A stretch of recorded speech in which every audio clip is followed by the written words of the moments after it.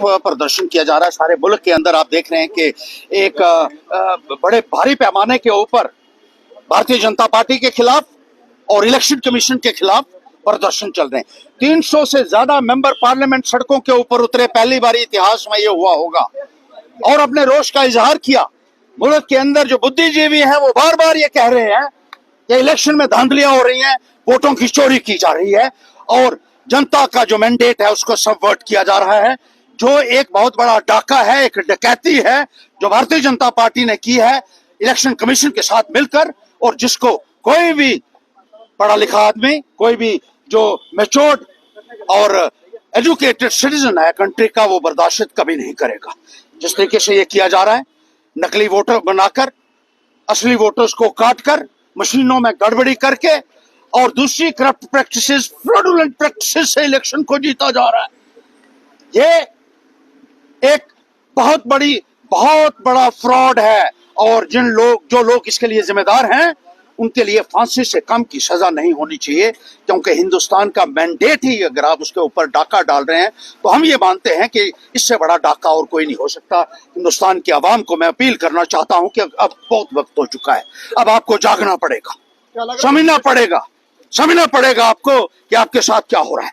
मैं आपको इसमें एक और भी मिसाल देना चाहता हूं कि चिनैनी में जो इलेक्शन हुए उसमें बहुत बड़े पैमाने के ऊपर धांधली हुई, और इस संदर्भ में हमने जब इलेक्शन कमीशन को अप्रोच किया तो उन्होंने कहा आप देख सकते हैं बैलेट बॉक्सेस, उसके लिए आपको एक ईवीएम मशीन को चेक करने के लिए 50,000 रुपया देना पड़ेगा।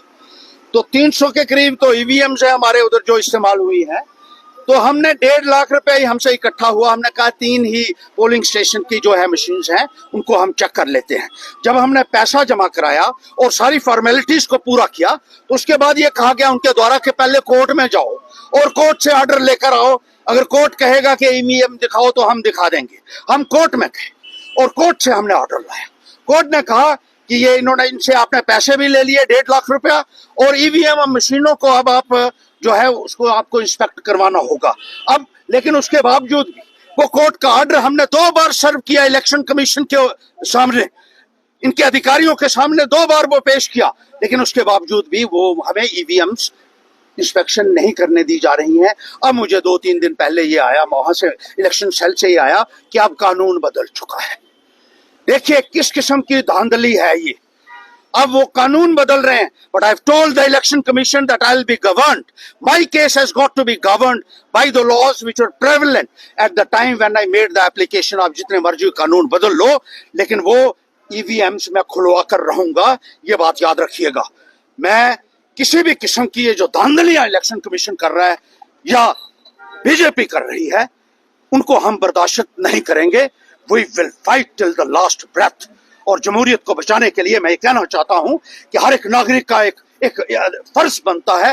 This is a moral obligation, a constitutional obligation on the part of the voters of this country to save constitution, to save democracy and the rule of law। इसके लिए मैं कहूंगा कब जागोगे भाई?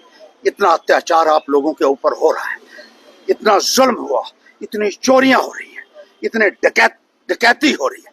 आज गरीब का जीना मुहाल हो चुका है और सिर्फ सत्ता चाहिए भारतीय जनता पार्टी को। उसके लिए ये देश के किसी भी संस्था को कुर्बान कर सकती है। जिस तरीके से जुडिशरी को दखल अंदाजी इसके द्वारा की जा रही है, इलेक्शन कमीशन में की जा रही है, इंडिपेंडेंट जितने भी जो ऑटोनॉमस बॉडीज हैं उनमें इनकी जो है इंटरवेंशन जो हो रही है। मैं आवाम से कहना चाहता हूँ, हिंदुस्तान के आवाम से कहना चाहता हूँ, ये असूल और सही जो सोचने वाले लोग हैं, right thinking people, I would like to appeal to them, खड़े हो जाइए अपने अधिकारों के लिए। अब बहुत वक्त हो चुका है।